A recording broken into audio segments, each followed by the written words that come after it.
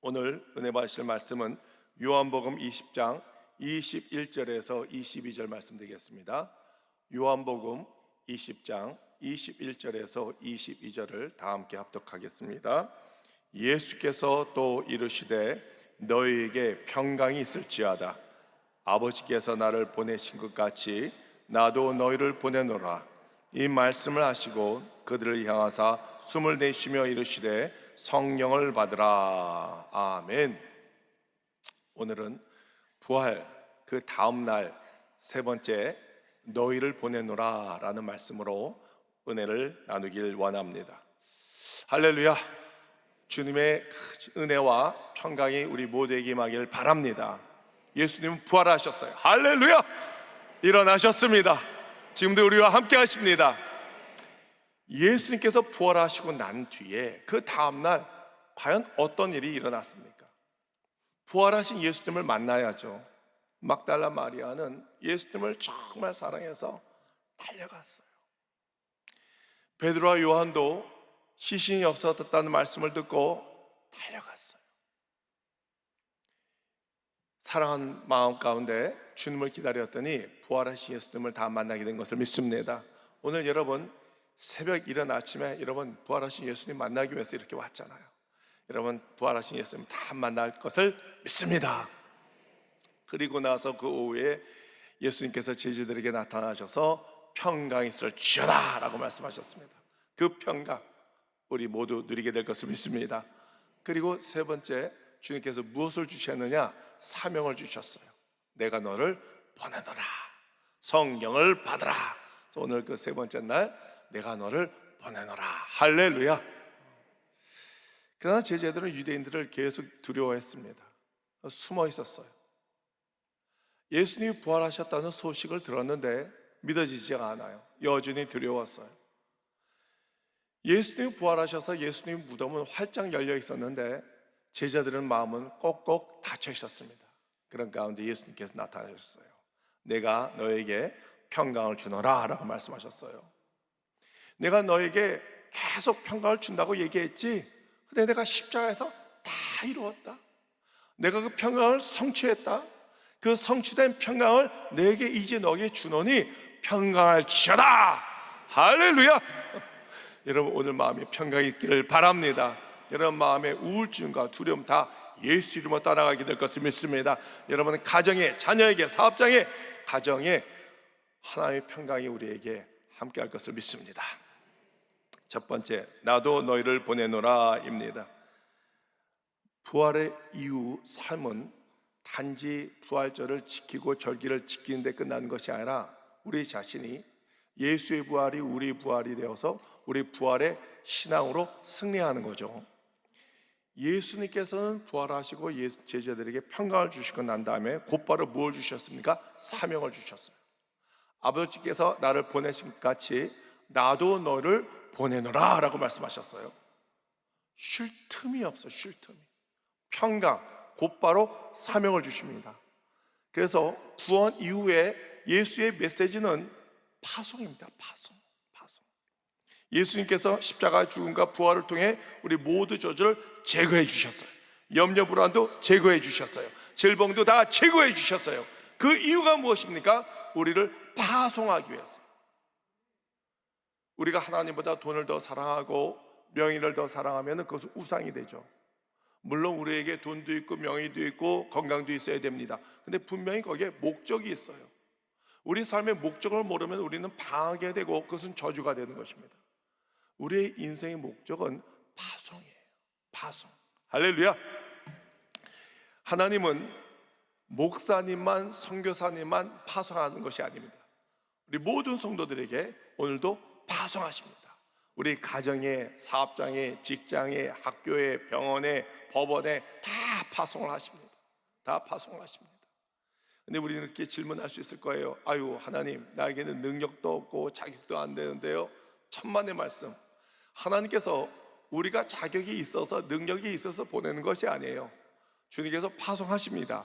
그리고 누굴 보내십니까? 성령님과 함께 보내십니다. 할렐루야. 그래서 내가 어디에 있느냐가 중요한 것이 아니라 나를 보내신 하나님이 누군가, 나를 보내신 하나님이 하나님인 것을 분명히 믿으시기 바랍니다. 여러분, 지금 파송된 삶을 살고 있습니까? 아니면 아이고 두려워서 숨고 있습니까? 주님께서 우리에게 말씀하십니다. 내가 너를 보내노라. 할렐루야. 이럴 때 우리는 아멘 하는 거예요. 아멘. 무조건 아멘 하는 거예요. 나에게 능력이 없어도 주님께서 나와 함께 할 것을 믿습니다. 아멘. 하나님께서 오늘 보내신 장소, 내 사업장과 직장과 학교 모든 곳에 가서 예수 그리스도의 부활을 증거하겠습니다. 할렐루야. 두 번째는 사명의 능력을 성령으로부터입니다. 우리가 능력을 안 되는데 무조건 믿음으로 아멘 했어요. 갔어요. 이제 어떻게 하라고요?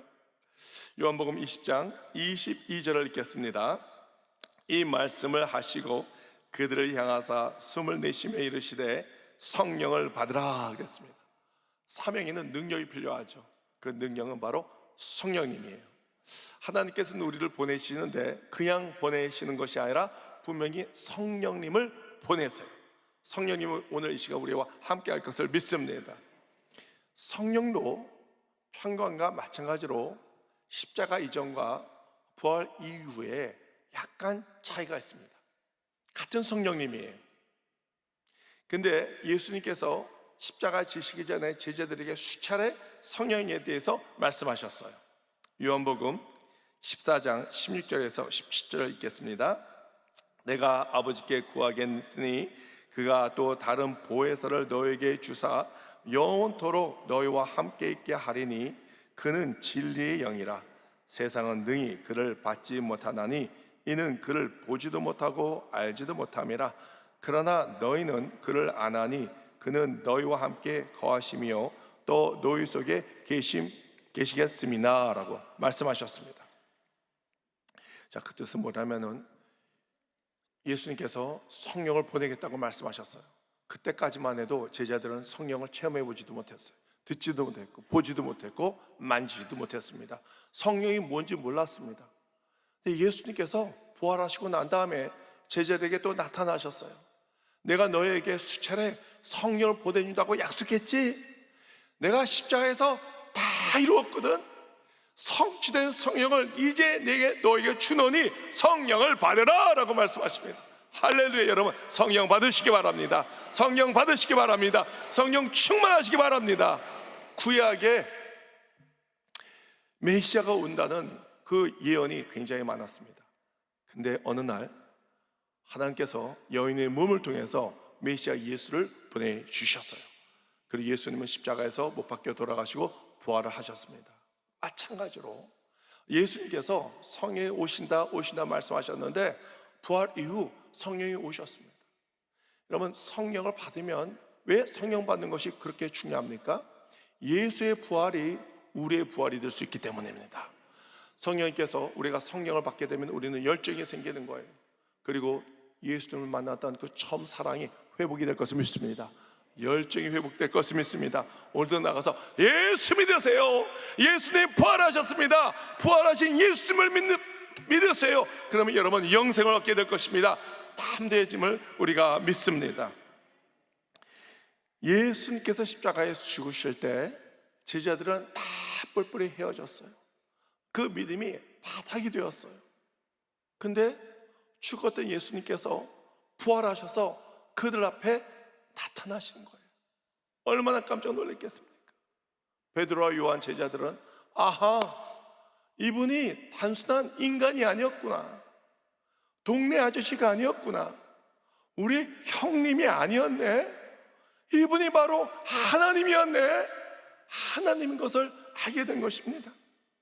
지금 부활하신 예수님을 바라보면서 제자들도 부활하고 있는 거예요.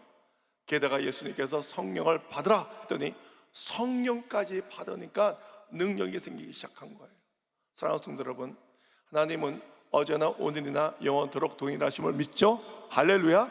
그러면은 그 성령이 오시면 2000년 전에 제자들에게 임한 능력도 우리에게 임하게 될 것을 믿습니다. 특히 여러분, 선교 현장이나 개척 현장에 가면은 하나님께서 부흥을 시키기 위해서 표적을 많이 보여주세요.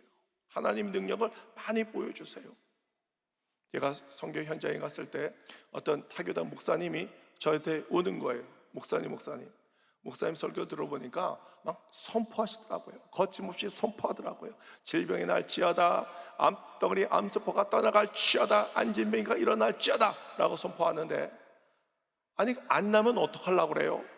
그 완전 사기극 아니에요? 라고 물어보더라고요. 아, 목사님 뭐 이렇게 걱정해요?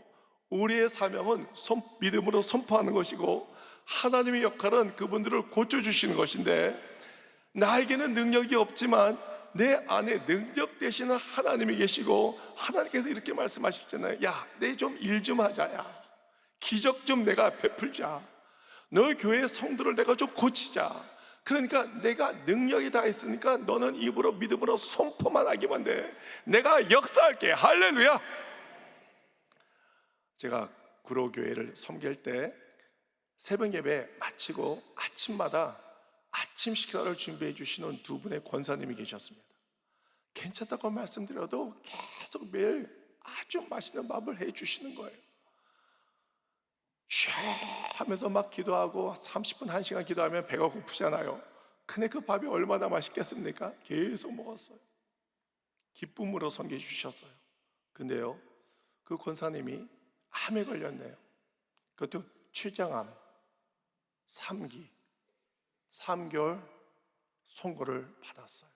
다 준비하래요. 맛있는 거 다 먹고 준비하라는 것입니다. 어떻게 해요? 하나님께 기도했어요. 하나님, 저희 교육자들은 새벽마다 그 권사님을 통해서 은혜를 많이 받았습니다. 아침밥을 먹고 이렇게 건강하게 사역을 계속하고 은혜를 많이 받았는데, 은혜를 돌려드리길 원하는데 우리에게는 능력이 없습니다. 그러나 능력 되시는 하나님께서 이 권사님을 고쳐주시옵소서. 주정들과 함께 기도하고 모든 성도님들이 함께 기도를 했습니다. 늘 기도했는데 한 일주일 전인가 어떤 일이 있어 그 권사님하고 통화하게 됐는데요, 어떻게 됐냐면은 그 말기인데요, 그 암덩이 암세포가 거의 다 사라졌대요. 할렐루야. 하나님께 은혜 받고. 근데 그 권사님에게 알고 봤더니 기도 제목이 있었어요.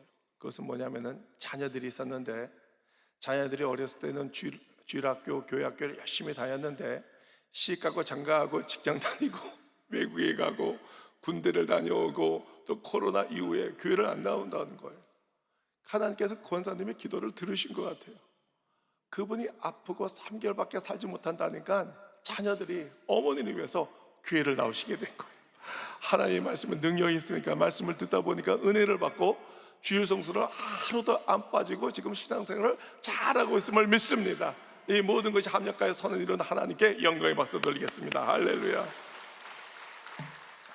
자, 제자들은 부활하신 예수님을 만나고 나서부터, 그때부터 부활하신 예수님만 증거했어요. 예수님 살아나셨습니다. 예수님 부활하셨습니다. 예수 믿고 우리 구원받고 영생을 받아요 라고 계속 부활만 얘기하기 시작했어요. 그리고 가룟 유다가 죽었지 않습니까? 그럼 12명의 제자인 중에 한 명이 빠졌으니까 그 12명 중에 한 명을 채우기 위해서 제자를 고르는데 거기에 조건이 있었습니다. 사도행전 1장 22절입니다. 항상 우리와 함께 다니던 사람 중에 하나를 세워 우리와 더불어 예수께서 부활하심을 증언할 사람이 되게 하리라 하거늘 그랬습니다. 자, 여기에 사도가 되는 조건이 무엇입니까? 딱 하나요. 부활하신 예수님을 증거하는 자. 할렐루야.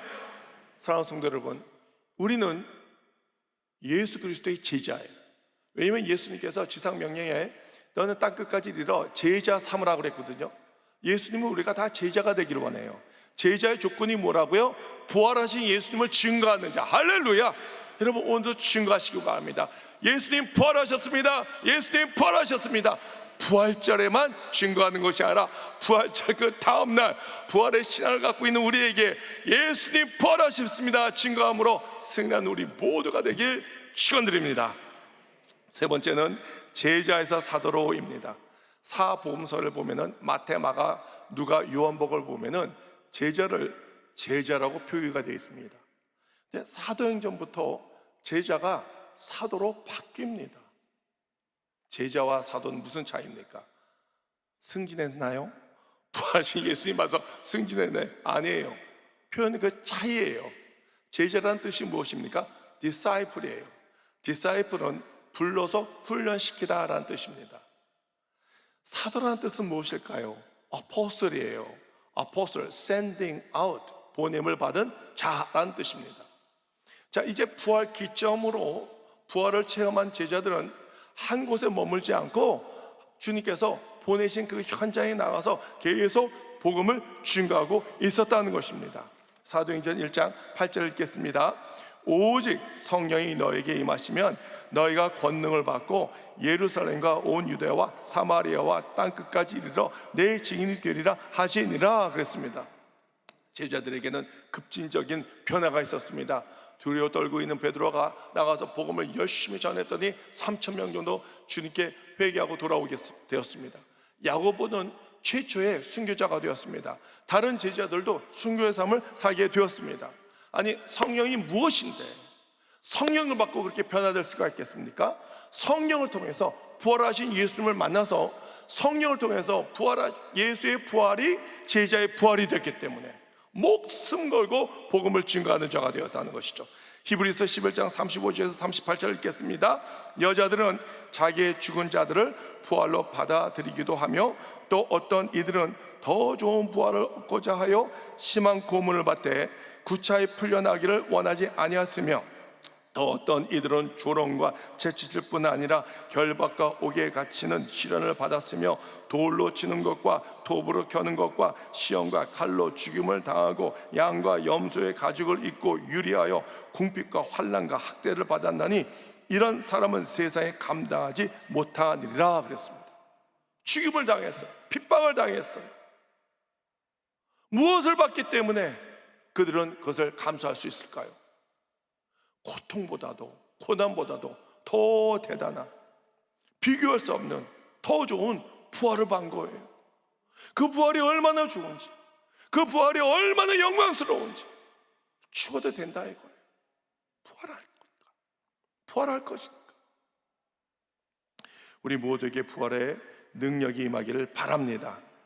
지난 3월달 브라질 상파울로 순복음 중남미 총회가 있었습니다. 저는 거기 가서 정말 놀랐어요. 감동을 받았습니다. 그 이유는 그 브라질 중남미 총회 그 선교사님들이 다 현지어를 너무나 잘하는 거예요. 브라질에서는 포르투갈어로, 그 다음에 다른 남미에서는 스페인어로 그렇게 정말 외국 사람 같이 잘하고요. 또 얼굴도 탔기 때문에 누가 원주민인지 누가 한국인지 잘 모르겠어요. 그렇게 포르투갈을 그렇게 잘하더라고요. 근데 이분들이 제자를 이렇게 세웠는데 27명이 목사 안수를 받게 됐어요. 목사 안수를 받게 됐어요. 대단한 열매 같아요. 생각해 보세요. 어느 날 한국에서 선교사님이 오셨어요.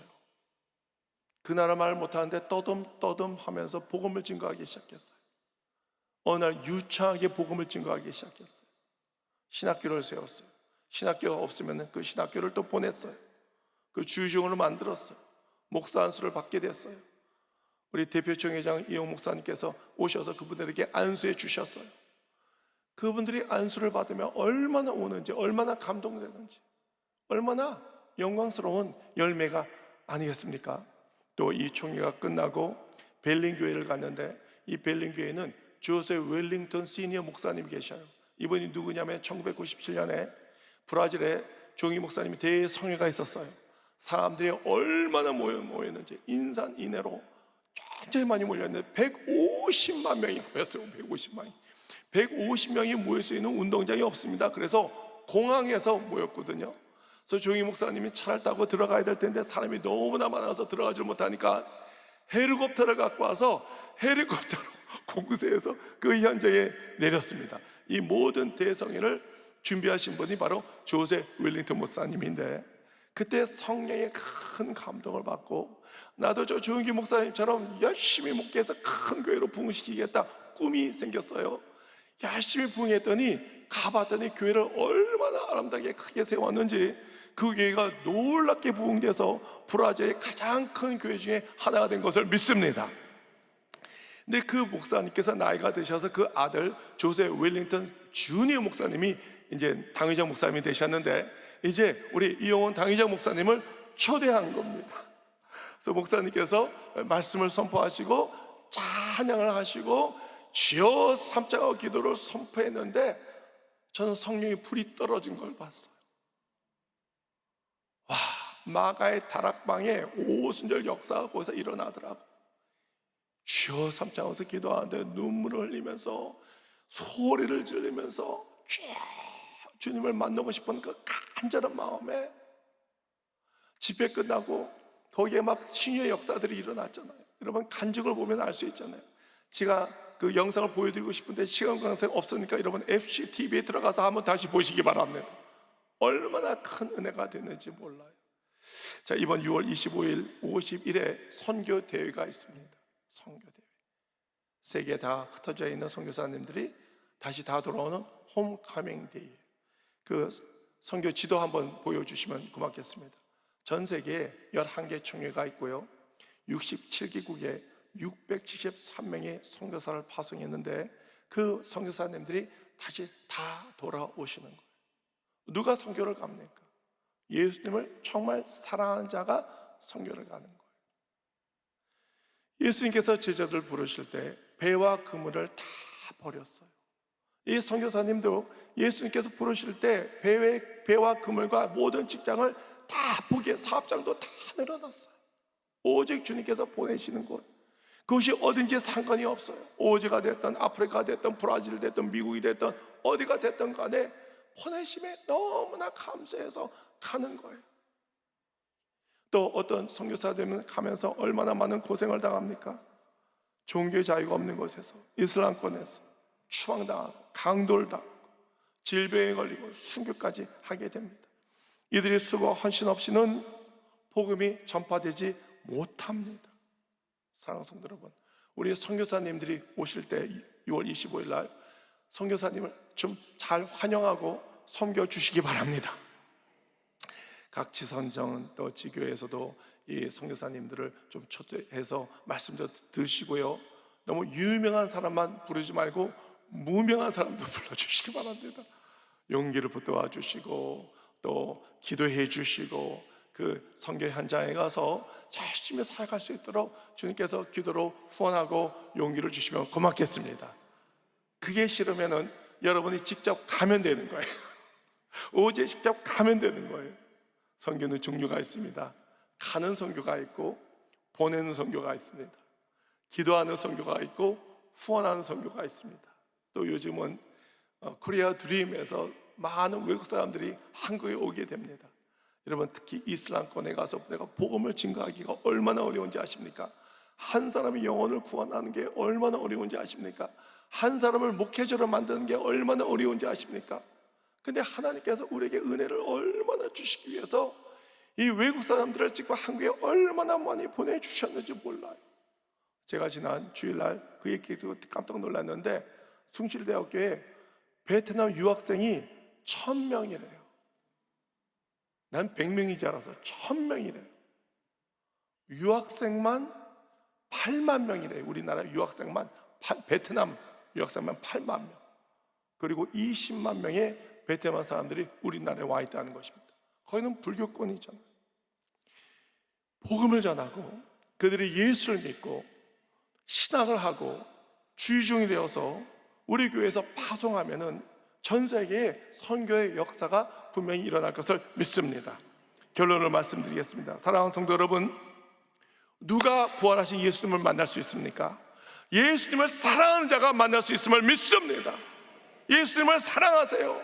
오늘도 일찍 새벽에 부활하신 예수님을 만나기 위해서 달려오지 않습니까? 주님, 내가 주님을 사랑합니다. 만나기를 원합니다. 부활하신 예수님이 여러분에게 나타나실 거예요. 그리고 여러분에게 평강을 주실 것을 믿습니다. 걱정하지 마, 근심하지 마, 두려워하지 마. 내가 너에게 평강을 줄 거야. 내가 너를 고쳐줄 거야. 너에게 모든 문제를 해결해 주실 거야. 관계가 회복이 될 거야. 자녀들이 신앙으로 돌아오게 될 거야. 걱정하지 마라. 그리고 내가 너를 보내노라. 현장에 보내노라. 오늘도 사업장에, 직장에, 학교에, 병원에, 가정에 다 다 보내니까 가서 부활하신 예수만 증거하면 돼. 예수님 부활하셨습니다. 예수님 사셨습니다. 우리와 함께합니다. 예수 믿고 구원받으세요. 예수 믿고 거듭나시기 바랍니다. 성령 충만하셔서 부활의 신앙으로 승리하는 우리 모두가 되기를 주 예수 그리스도 이름으로 축원드립니다. 축원드립니다. 축원드립니다. 기도하겠습니다. 사랑과 은혜와 긍휼이 풍성하신 하나님, 아버지께서 나를 보내신 것 같이 나도 너희를 보내노라 말씀하셨습니다. 그냥 보내신 것이 아니라 성령을 보내시며 권능을 주심에 감사드립니다. 이제 우리가 맡은 파송의 사명을 각 현장에서 잘 감당하게 하옵소서. 특히 각 나라에 파송받아 열심히 부활의 예수님을 증거하고 계시는 선교사님에게도 축복을 내려주시고 기름 부어주시고 성령의 열매를 많이 맺게 하여 주시옵소서. 언제나 우리에게 절대 긍정과 절대 감사의 말씀을 전해주시는 당위정 목사님에게 영권과 인권과 물권을 부어 주시옵소서. 오늘도 아픈 곳에 손을 놓고 기도합니다. 보혈로 덮어 주시옵소서. 모든 질병은 예수님으로 떠나갈 지어다. 암세포, 암덩어리, 악성 종양도 다 떠나갈 지어다. 혈압이 정상이 될 지어다. 당뇨병도 다 떠나갈 지어다. 뇌종양도 다 물러갈 지어다. 두통도 다 사라질 지어다. 허리 아픔도 고침받을 지어다. 보혈로 덮어 주시옵소서. 허리 통증이 고침받을 지어다. 자연받을 지어다. 관절염이 고침받을 지어다. 머리, 눈, 코, 입, 기관지, 호흡기, 심장, 폐, 간, 위장 다 고침받을 지어다. 마음의 상처도 고침받을 지어다. 우울증도 떠나갈 지어다. 자살마귀 예수만 떠나갈 지어다. 떠나갈 지어다. 자유받을 지어다. 모든 중독에서 해방시켜 주시옵소서. 담배 중독, 술 중독, 마약 중독, 게임 중독, 유튜브 중독 다 떠나갈 지어다. 떠나갈 지어다. 모든 문제가 해결될 지어다. 삶의 문제, 재정의 문제, 취업의 문제, 직장 문제, 대학교 입학의 문제, 또 관계의 문제, 가정의 모든 문제가 해결될 지어다. 자유받을 지어다. 평강받을 지어다. 보냄받은 파송받은 모든 성도들에게 축복이 임할 지어다.